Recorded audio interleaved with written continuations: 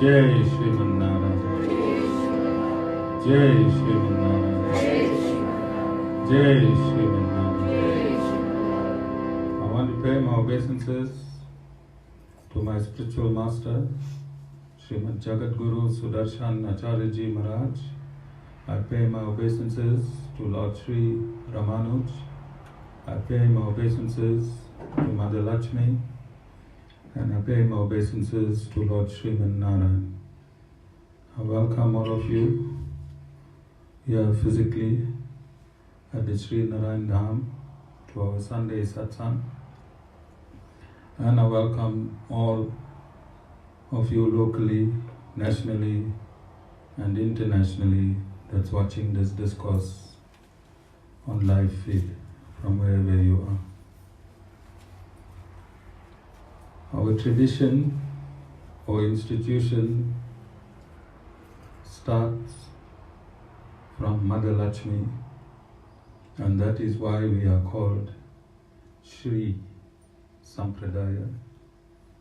1,000 years ago, Lord Sri Ramanuj, when this earth was in spiritual chaos, he ascended and brought the Vedas into its absolute perspective.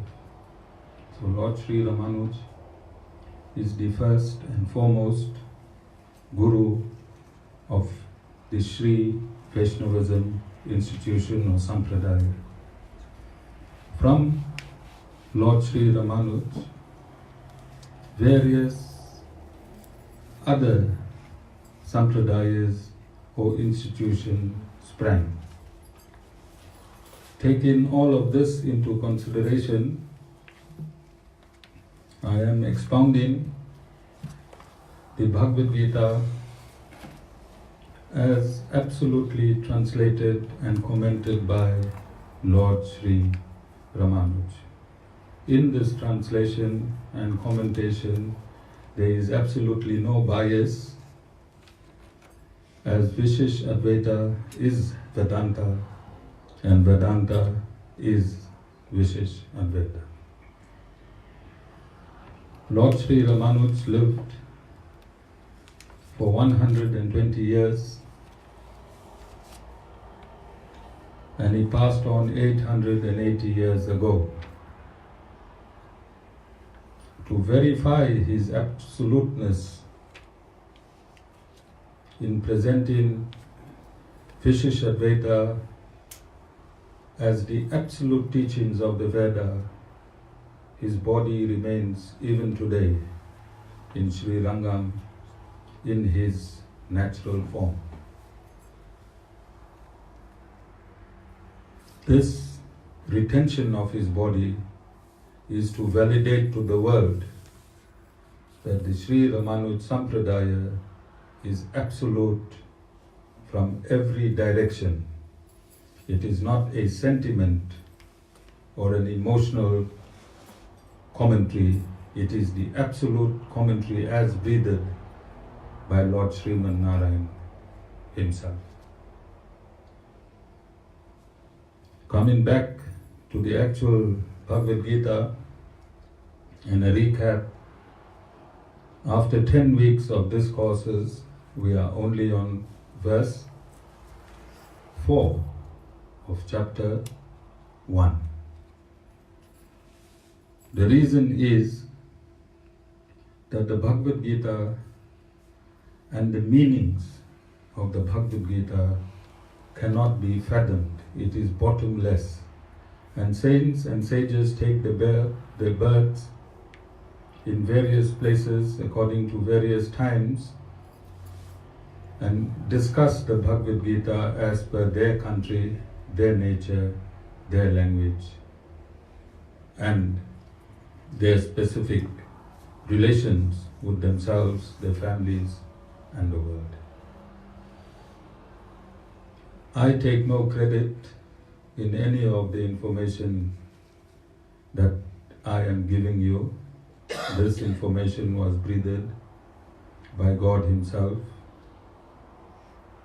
It was then compiled by Sri Vedavyas, and it was then collated, codified, and put into its absolute perspective by Lord Sri Ramanuj, in which it took him over 60 years of his lifetime. He lived for 120 years, 60 years of his lifetime to put Vedic injunctions into its absolute perspective. When we say absolute, we are discussing the four Vedas. The four Vedas are split into four segments: the Samhitas, the Brahmanas, the Aryanakas, and the Upanishads. The Upanishads are 108 in total. Then there's 18 Puranas. We only deal in 6 of the Puranas, which is in Satagun. Then there's the Mahabharata and Valmiki's Ramayana. So Lord Sri Ramanuj, he took all of this information and he showed without contradiction. If there is a contradiction in any part of the Vedas, then that authority is not Vedic authority. So he laid down 108 Upanishads, 6 Puranas, of which he used mainly the Vishnu Puran, the Mahabharata, and Valmiki's Ramayana. And he thread through all of these injunctions an absolute understanding in which there is absolutely no contradiction. There are some institutions and some sampradayas that have taken through sentiment or emotion one aspect of the Vedas and went into the Western world and created hundreds and thousands of following.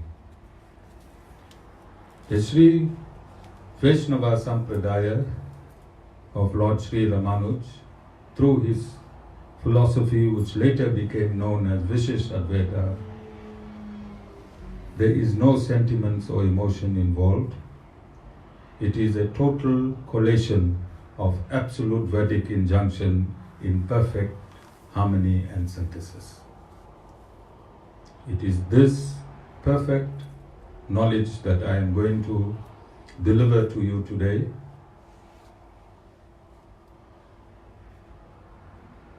And we're going to take a dive into the verses spoken by Lord Shri Krishna, an incarnation of Lord Narayan. So in verse 4,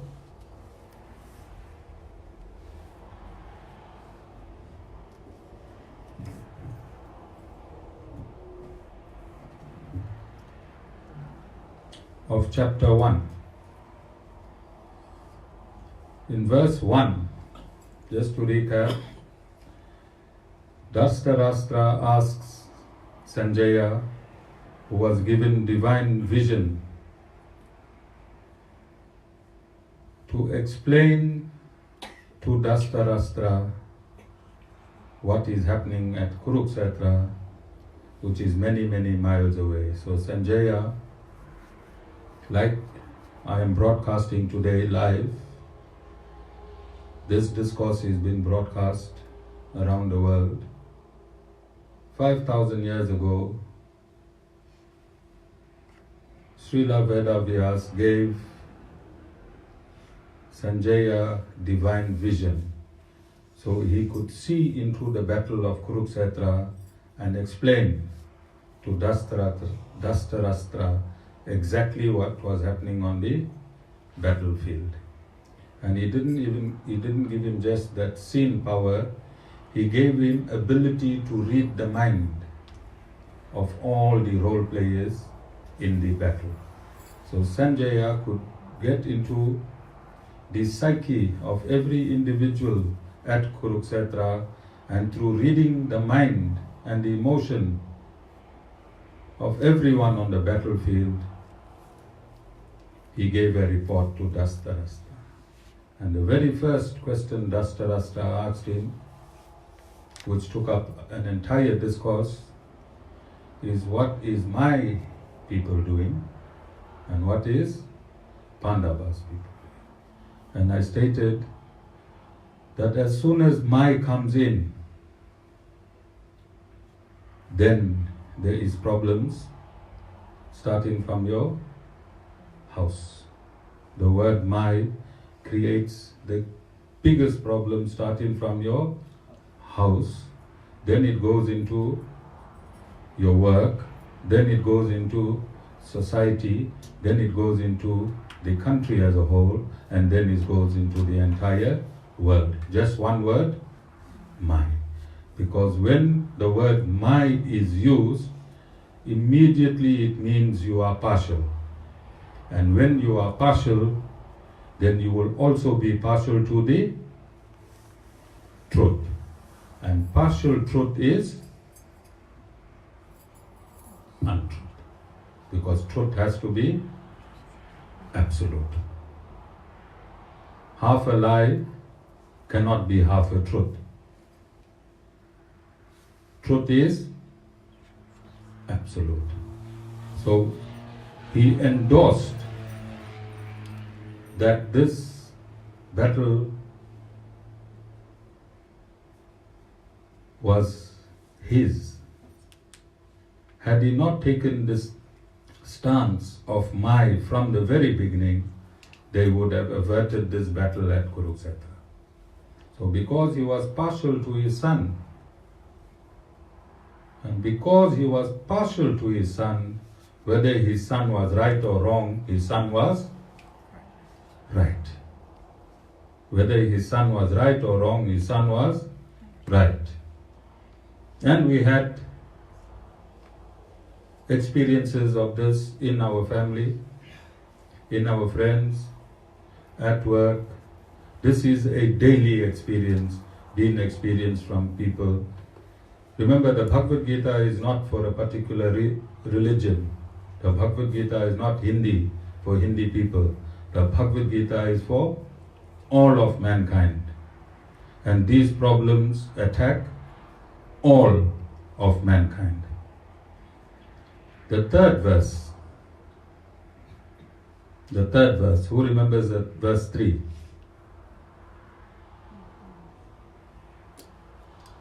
Which was on Thursday. And today is Sunday. Sita, what is on verse 3?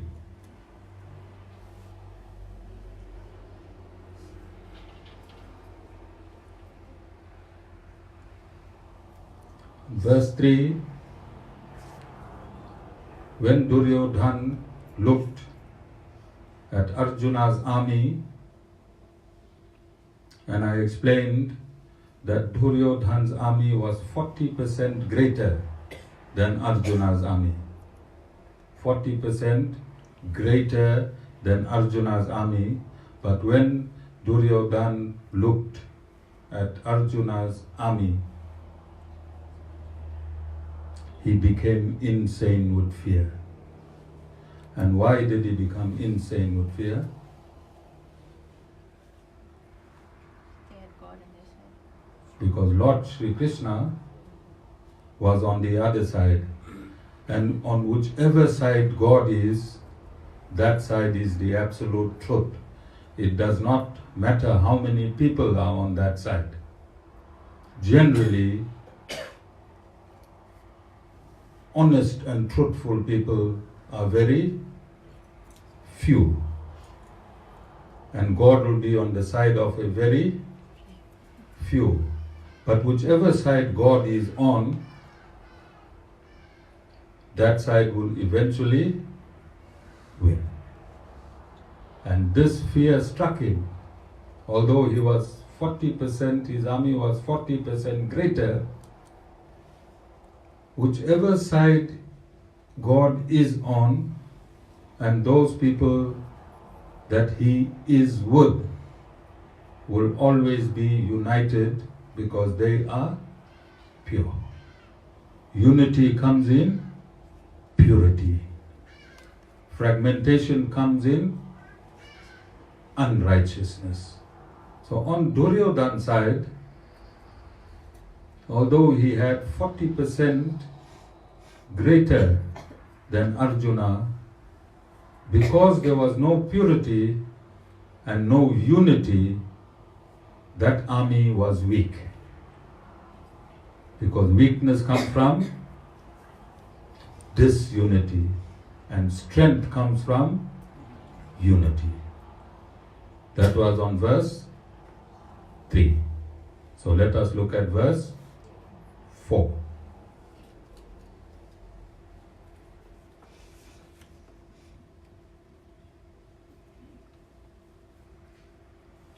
And it is still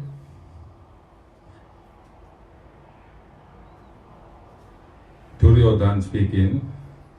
In verse 4, he states, "There in that army are heroes, great bowmen like Bhima and Arjuna, Duryodhana, Virata, and Draupadi, a mighty warrior. Ketu, Sekitana, and the valiant king of Kasi, Purujit and Kuntiboja, and Sebia, the best among men. Yudhamanu, the valiant, and Uttamajas, the strong, and also the son of Subhadra and the sons of Draupadi, all mighty warriors." Okay, so he goes up to his teacher Dronacharya. He goes up to his guru Dronacharya, and he describes the character of the opposite army. He describes them as mighty, strong, and the greatest. How many of you took part in sports in school? Almost all of us. We all competed against another team. And when we were in our own team, did we say our team is the greatest, or did we say the next team is the greatest? We always said our team is great. Although the other team could have been formidable, to give ourselves courage to play the game, we psyched ourselves up. Didn't we psych ourselves up by saying, we are the greatest, nothing can touch us. We are going to win. And there were many times we knew we will never win, but we encouraged ourselves and each other because it is the right thing to do. But when you go up to your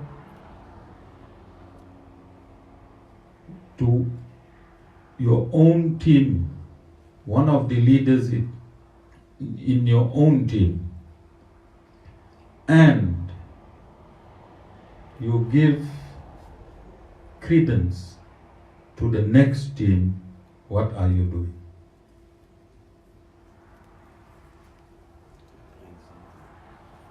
What are you doing?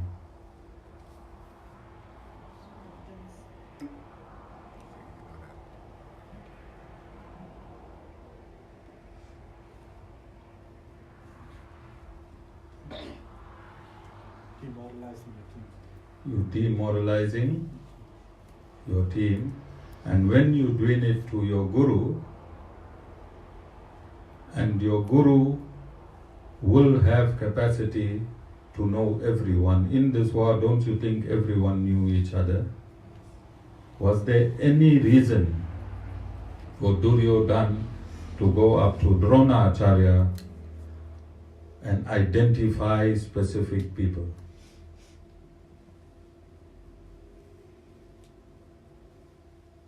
Don't you think him being the disciple of Dronacharya, Dronacharya would have known the qualities and the strength of the opposition?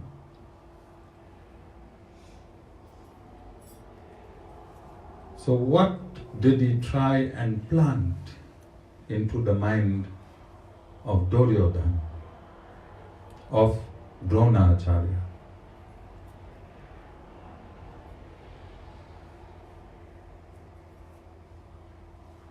And what type of people do this?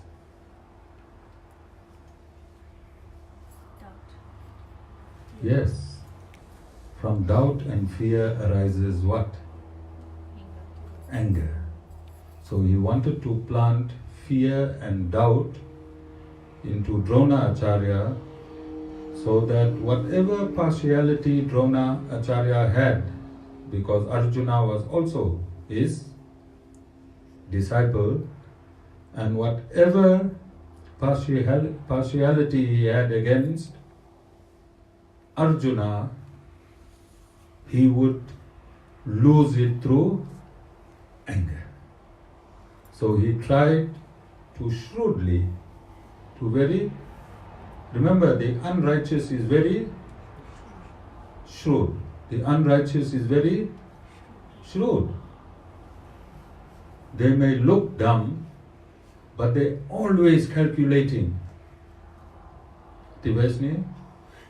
Always plotting. Their mind is never at ease. Day in and day out. Every transaction is plotted from the top to the bottom, from the side and the other side. Whilst the righteous is at total peace. There's nothing to plot, because the greatest plotter for the righteous is Lord Narayan. If you are righteous, God is plotting for you. Why do you have to plot? So the unrighteous, every knock on the door, whether it's a wind and whether it's his friends, will always be in fear. And the righteous won't even care, let that person in, won't even open his eyes. All right? So this is, the entire Bhagavad Gita is streamlined along Duryodhan and Arjuna. Duryodhan is a Rakshas. Arjuna is divine. And intermingled in all our lives is the non-divine and the divine. Not even externally, internally.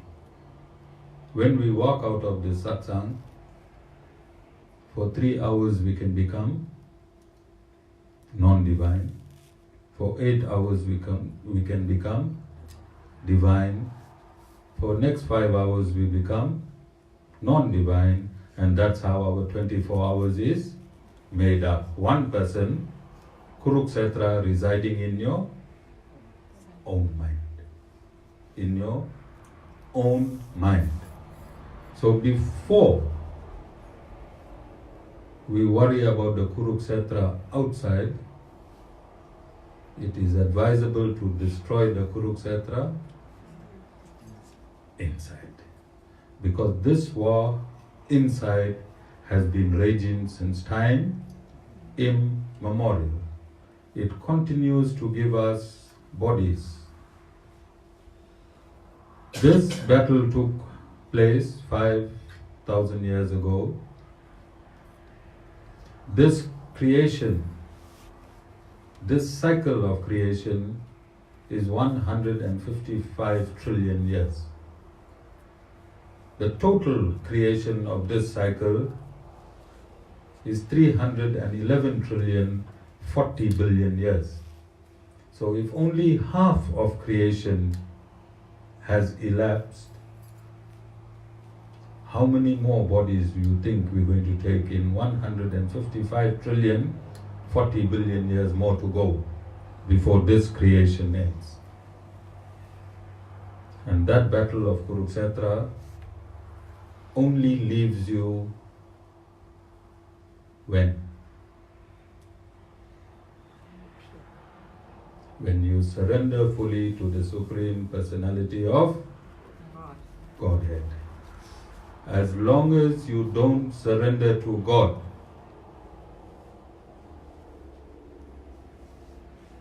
this battle will never leave you. This battle will never leave you.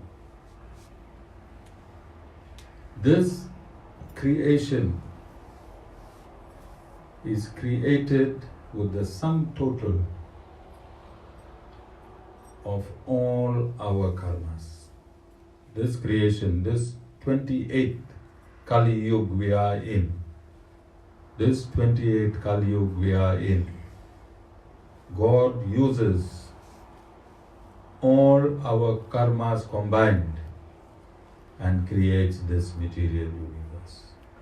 Then He sends us into this material universe to live our part of that combined sum total of karmas.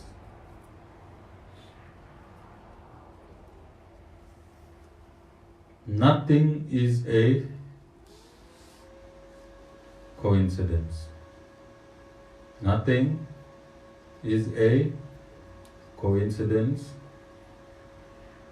Amongst the Indian, we always say that somebody doing it is also not a coincidence. Last night, there was a massacre at my ashram. 3 rabbits and 7 ducks and geese were killed by 3 dogs.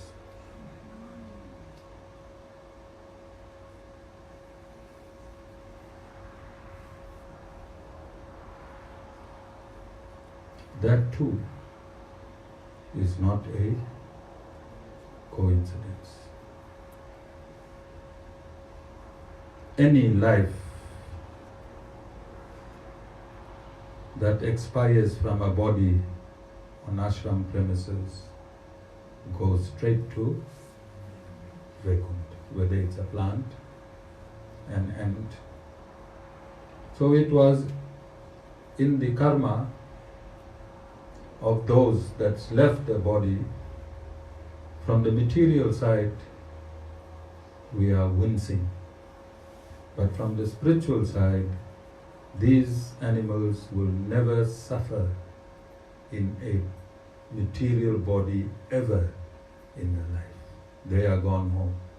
They are gone to Vaikuntha. There's still 12 left. That 12's karma was not to go last night. And that's how your life and my life rotates. It is through karma, and that's how Duryodhan life rotated. And that is why Lord Shri Krishna took his birth. When the Lord takes his birth, he takes his birth for millions of reasons. In that one birth, just in one birth, he rectifies an infinite amount of things. His main reason of taking birth was to annihilate the demons, protect his devotees and speak the Bhagavad Gita. Because man in Kali Yuga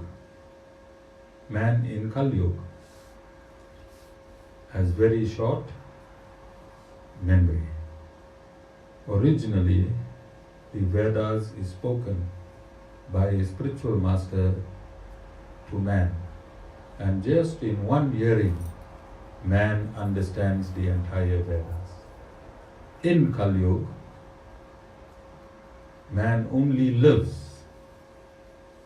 supposed to live for 100 years, and in that 100 years he has very little time for God or knowledge of God, because he's living in the I and my zone. He's living in the apparent self. What is the apparent self?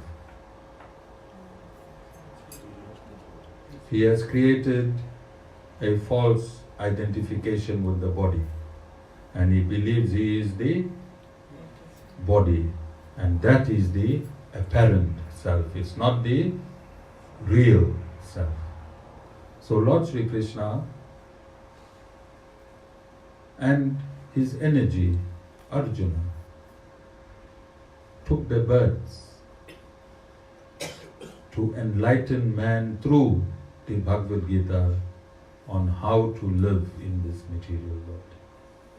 And also, by living in Sanatan Dharma, we mean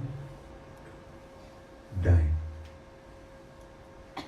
Because from the very minute you are born, you start dying. The minute you are born, your death starts. Every living entity is given an X amount of breath. And when that breath expires, your life leaves you. And this is why we ask you in Sanatan Dharma to get rid of anger. Because in your time span of anger, you breathe 3 or 4 times more than you breathing normally. And in anger, you only kill yourself quickly. No matter how angry you are at the next person, the greatest harm you are doing to yourself. In your anger, you cannot solve any problems, let alone you reduce your own life. So in Sanatan Dharma, we beg, saints and sages beg all the disciples, use a rational mind in solving whatever problems. And the greatest way to deal with these things is to have a guru. And a guru will give you all the tools you need to navigate this life. The guru will simplify your life so that at the end of this lifetime, you may reach that happiness you are seeking in material objects and material people. So a car is made from metal. The metal is extracted from the ground. Then it goes through a process and it becomes a metal, and this metal is now your car. It lasts for 10, 20, 30 years, and then it goes into a scrapyard, and then it is recycled into another car. So the same car that you are finding your life on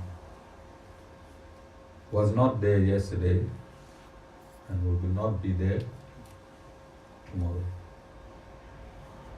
The same person you find in your life on was not there yesterday, will not be there tomorrow. Only God was yesterday, and only God will be tomorrow. So detach from all material longings and attach to God. Because tomorrow, when the same people that you are longing for will boot you, only God will be there for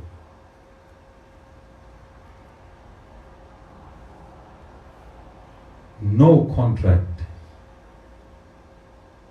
is absolute. And we see in chapter 4, chapter 1, 2, 3, verse 1, 2, 3, 4.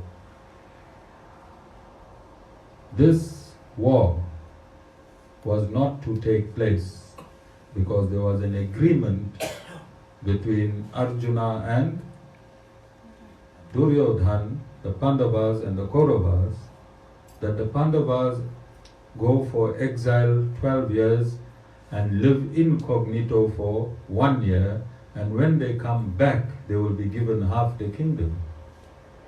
That was an agreement. But when they came back, Duryodhan now wanted the whole kingdom. And what happened? Everybody died. At the end of Mahabharata,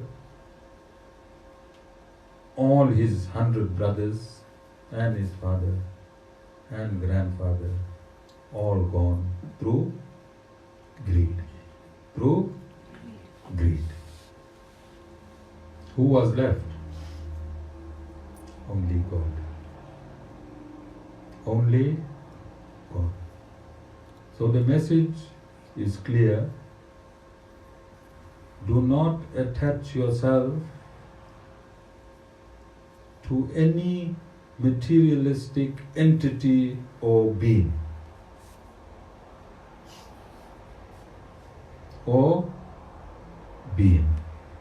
Get married, love your partner, do your best, but don't get attached so that your partner can manipulate your direction in life.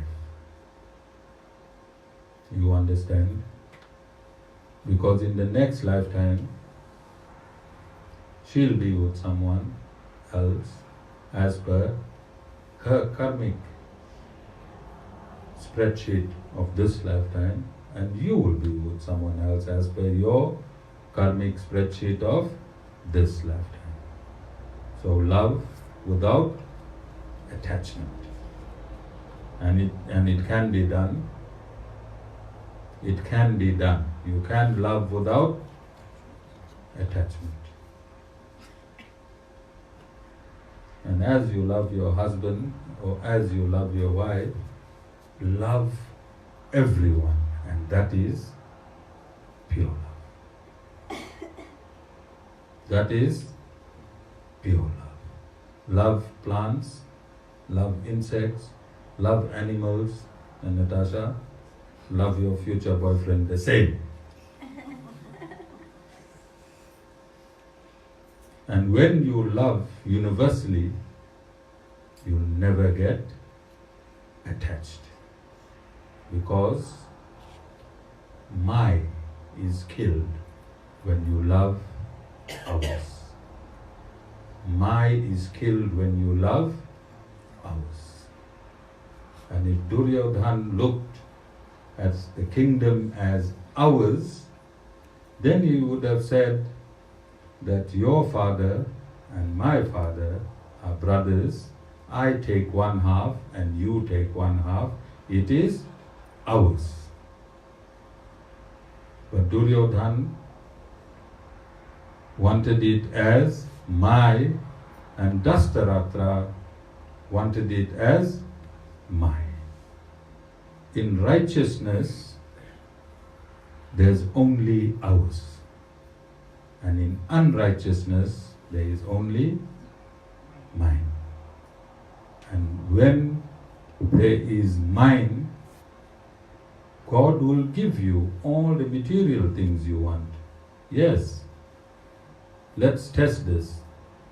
When Lord Shri Krishna asked Duryodhan whether he wants his army or whether he'll take him, Lord Shri Krishna, he gave Duryodhan the first choice and not Arjuna.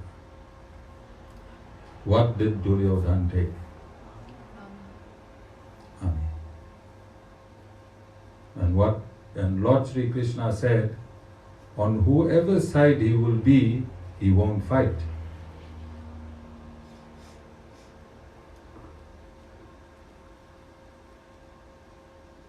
Does it matter whether God fights or not?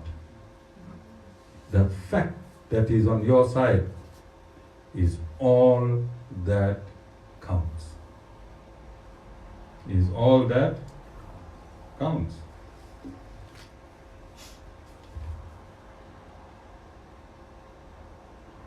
Lord Shri Krishna gave Duryodhan 21,870 chariots, 21,870 elephants, 65,610 horses, 109,350 foot soldiers.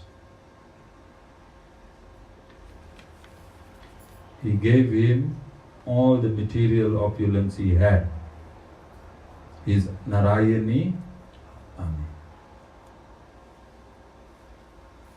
Did it make a difference?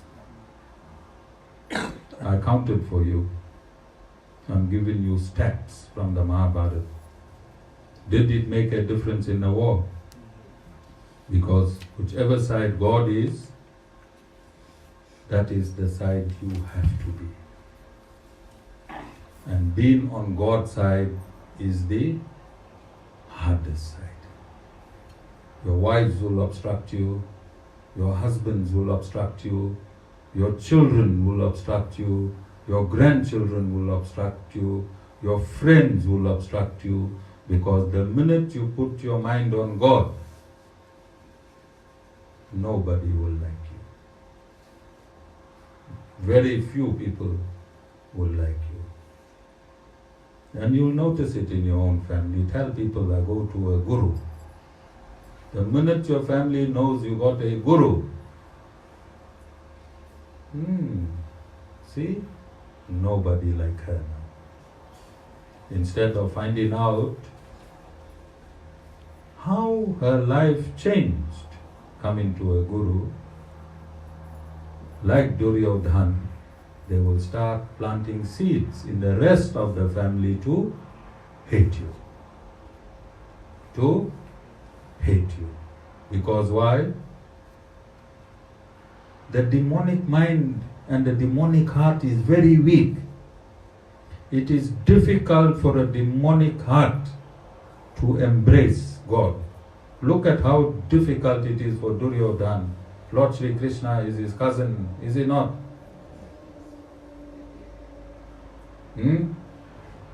His own family, God is born in his own family. God went up to him and told him, please, do not fight. We cannot see God. We can hardly see ourselves. How difficult it is for us. How difficult it is for us. So coming to a satsang like this and learning about God is absolute. Is absolute. If you cannot get where God is, can you get from where God is not? Can you get from where God is not?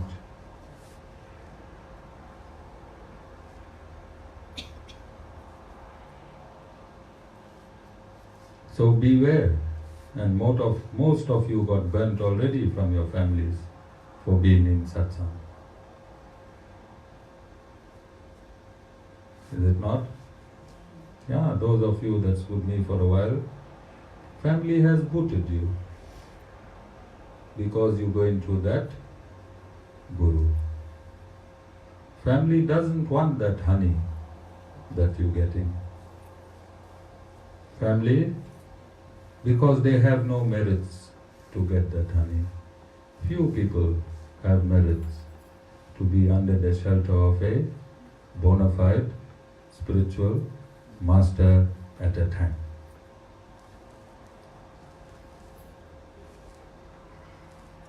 And this is the mentality, the Duryodhan mentality of verse 4. Verse 4. He is instilling anger in the mind of his teacher so that he becomes partial in that war.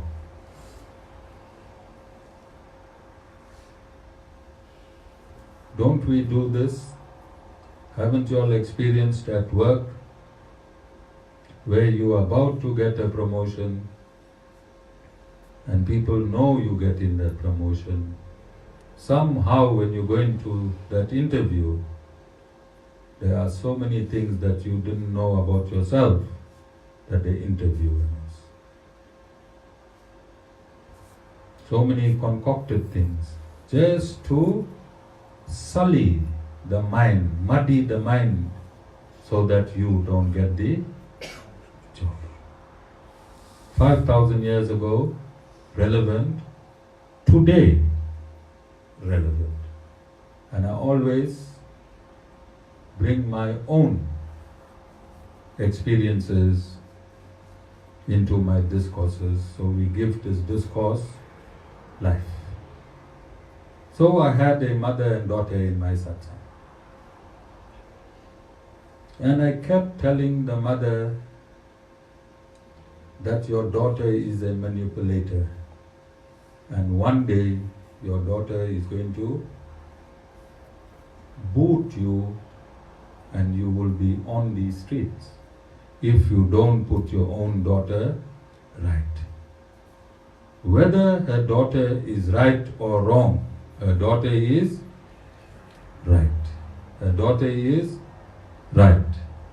And because of that attitude, the mother has left a great man and a great satsang. Because her daughter has been manipulating the mother. Like Duryodhan, he has been manipulating his father. He manipulated his father to such an extent that Lord Shri Krishna had to speak the Bhagavad Gita. And this is the same scenario with this mother and daughter. Nobody can point a finger at her daughter. No matter what truths you can show this mother about her daughter. Her daughter is right.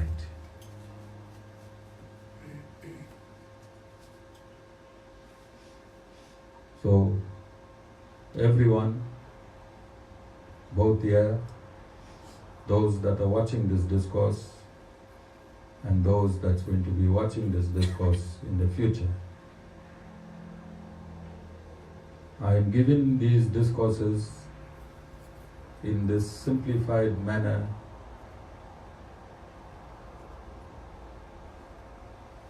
so that the answers that you are looking for, God has provided already. The place to find answers is where God has spoken. And Sanatan Dharma is the only system where God has actually spoken. No other religious system can state that God spoke to them. Some saint or some prophet, they say God spoke through. But in Sanatan Dharma, you have God speaking 700 verses. Why you get information and live a life outside Bhagavad Gita, I cannot understand. Because you are born, those of you that are born in Sanatan Dharma, it should be as easy as ABC. A Muslim lives within the two covers of the Quran. A Christian lives within the two covers of the Bible. And a Hindu is supposed to be living within the two covers of the Bhagavad Gita. But to find a Hindu within the two covers of the Bhagavad Gita is very hard. I'm finding outside is in the Bhagavad Gita than insiders in the Bhagavad Gita. There are more people around the world who are non-Hindus are following the Bhagavad Gita than those that claim to be Hindus that are following the Bhagavad Gita. Is it true or not? We live in an age of information and technology. Go on the internet and see who's living the life of the Bhagavad Gita. It's the Russians, it's the Americans, the French. Who's the biggest crybabies? No. Those born in Sanatan Dharma. You hear it and you say it. I do so much praise, but nothing is working. How many times you heard this and how many times you said this? You do so much praise, nothing is working because you have a cell phone with no SIM card.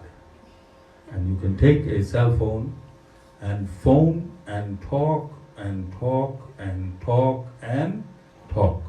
No SIM card, you'll never get through anyone.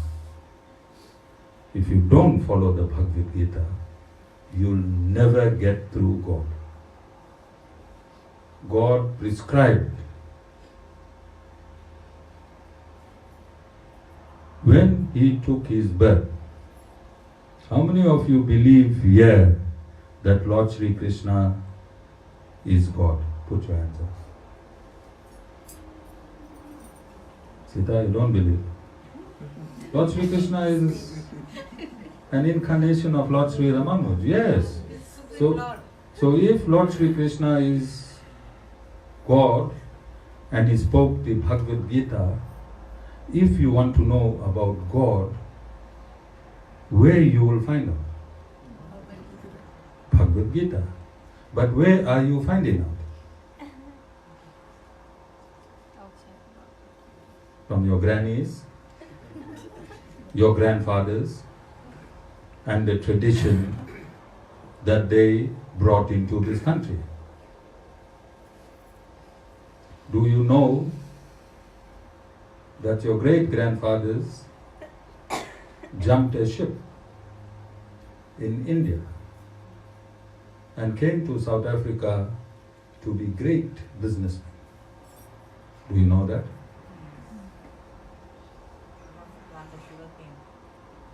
But when they came here,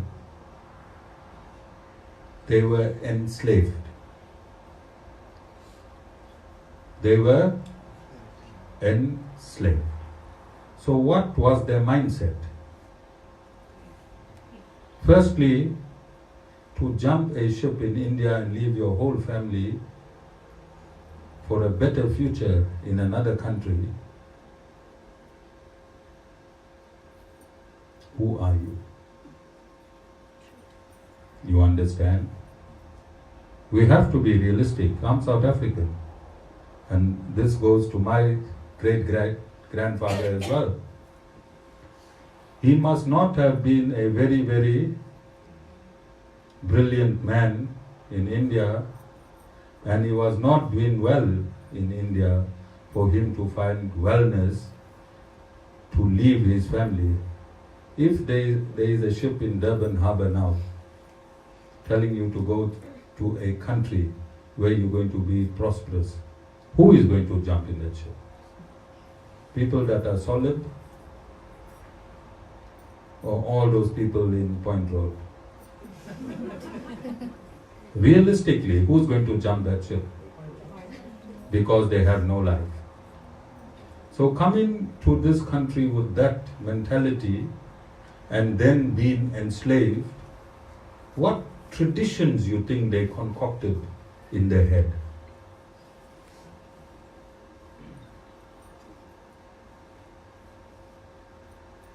If they knew the Vedas, you think they would have jumped the ship? No. If they were fluent in the teachings of the Vedas, they would have not jumped in the ship. They would have lived not worried about material prosperities. Is it not?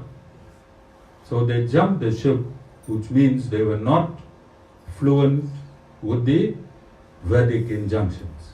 But in South Africa, if I tell you, "Bhai, join me, I'm teaching you the right way," you'll say no. And when I'll ask you no, you say, "My father did it, his father did it, his father did it, and I won't stop it."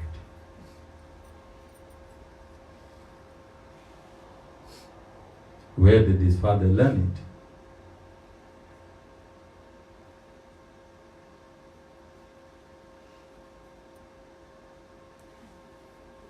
Are there any law students here? Anyone familiar with law? When somebody makes you forcefully sign a will, what is the term? Duress. So these people concocted traditions whilst their mind was in duress. Like take Pitta Pak for example, Shraddha. We take our food, we go to the backyard with a knife in the hand. We leave the food there, we turn around, and we don't turn back. We run home. Is it? Isn't it? They are our ancestors. Had it not been for them, we won't be here. The Vedas teach us a purified way in which to feed the ancestors. But what we do?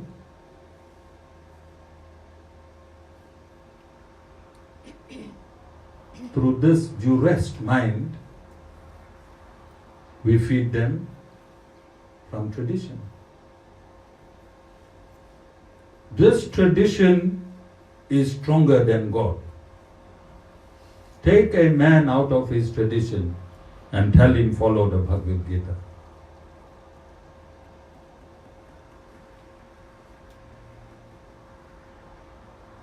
Very, very difficult.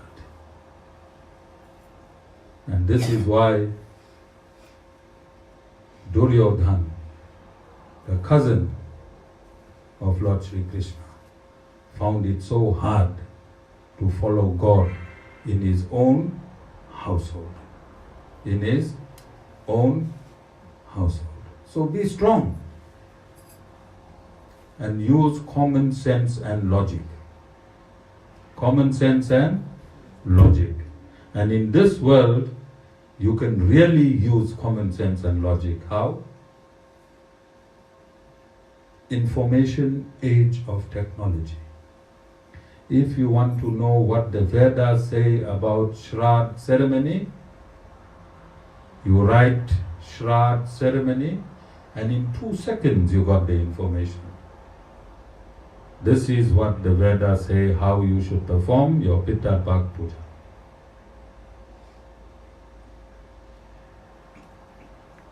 Common sense and logic.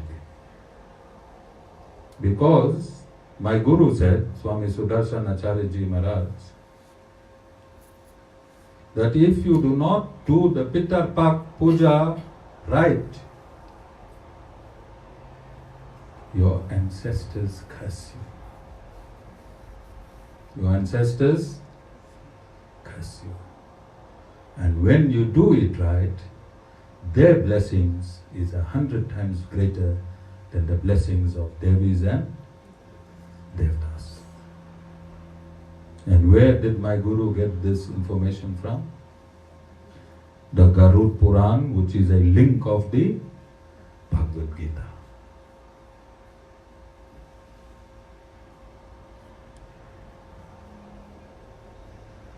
And just to end, and this is again peculiar to South Africa, right? But I'm sure the rest of the world is also suffering in this. When you are small, our age bracket, when you were 5, 4, the mother washing clothes on the stone outside, 2 dish there, you remember? Soaked clothes and rinsed clothes, you remember? Sita, you're too old for that, too young for that? Oh, I still got the stone there.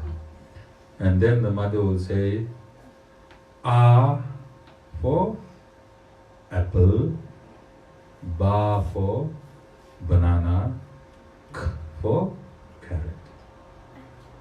And also teach the time. Our mothers were very, very hard on teaching the time. 12 o'clock, 1 o'clock, 2 o'clock, 3 o'clock, isn't it?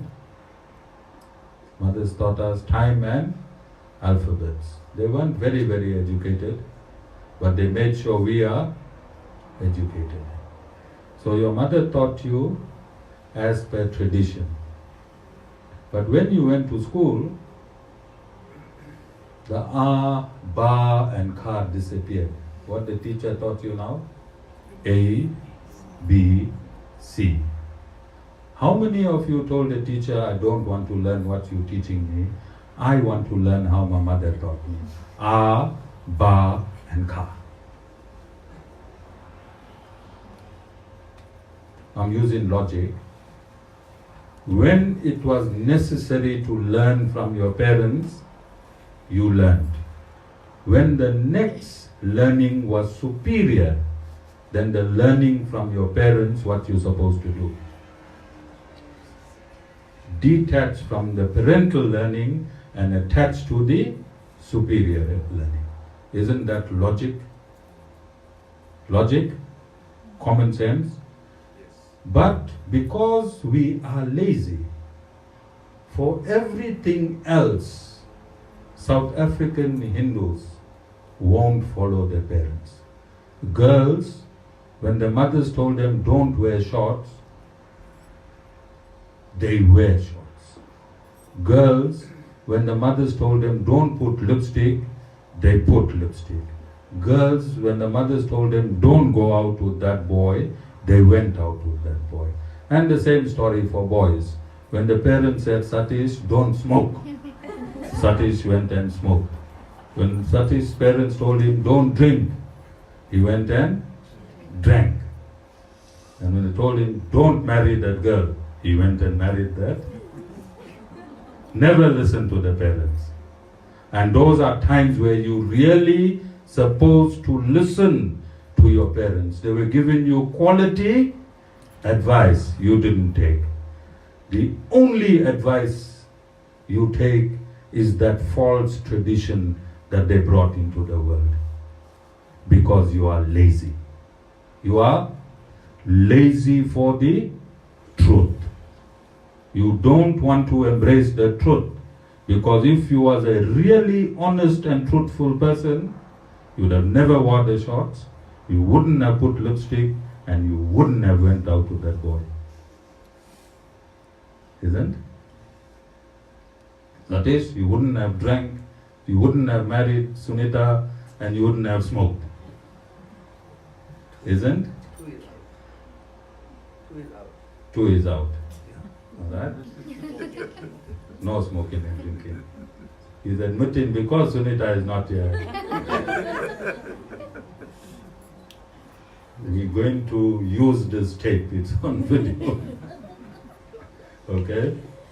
You understand how easy we disregard all the right things that our parents told us to do, and then the wrong things that they did, we are endorsing, and we can fight. We can fight for it. What the Guru saying is wrong, what he knows. My great-grandfather did it this way. You understand? So we have to make a final decision. When you listen to a discourse like this, you have to make a real decision. Is my parents, great parents and grandparents, are they superior to Lord Sri Krishna?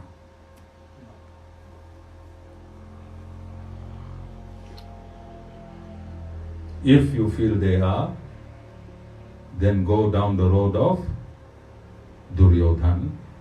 And if you feel they are not, go down the road of Arjuna. The decision is yours. Remember, as God himself was related to Duryodhan, he did not force him to follow him. And it is not my duty to force anyone to follow me. But it is my job to give you this truth. What you do with this truth is up to you. But if there is any illness, if there is any shortage of finances, if there is any misery in your life, the Bhagavad Gita has answered all of that. It is from a previous karma of past life. The only solution is in chapter 4, verse 34, wherein Lord Sri Krishna says that if you want to learn the truth, then you must join a bona fide spiritual master. And chapter 4, verse 38, he says, transcendental knowledge will burn to ashes the maya of karma that you accumulated in your entire lifetime. Who is saying this? Lord Sri Krishna. So no temple, no mosque, no Zanzi, none of these places can make you better. Why? Because it's not in the Bhagavad Gita. If you want to get better, then you have to pour transcendental knowledge through your ears, into your ears. Transcendental knowledge, when it enters the ear, like other sound, bang your drum there. You all heard that sound?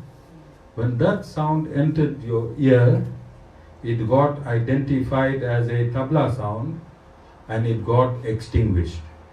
It got extinguished. When you hear transcendental knowledge from a bona fide spiritual master, it enters your ear, it identifies the sound, and that sound gets assimilated in your attribute of consciousness. In your attribute of consciousness. The soul has two types of consciousness: substantive consciousness, which always knows itself and identifies with the soul, and the attribute of consciousness is that which identifies externally. Contained within this attribute of consciousness is your maya of karmas. And living with this karma are 6 enemies of humans: anger, hatred, jealousy, envy, pride, and illusion. And when this transcendental knowledge enters the ear, it is assimilated into the attribute of consciousness. It starts to wash away from the attribute of consciousness this load of karma. And when this load of karma is washed away, there is no more illness, because illness is karma, no more depression because depression is karma, no more anger because anger has now evaporated, and all these demonic qualities leave you, you become divine. Divinity is your pristine position of the soul.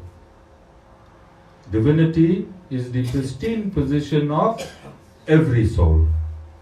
Because they have misidentified themselves with the apparent self, which is the body, they have accumulated this load of karma.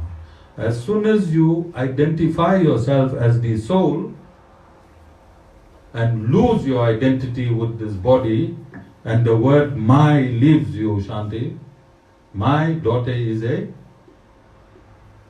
doctor. What you must say? Our daughter is a doctor, not my.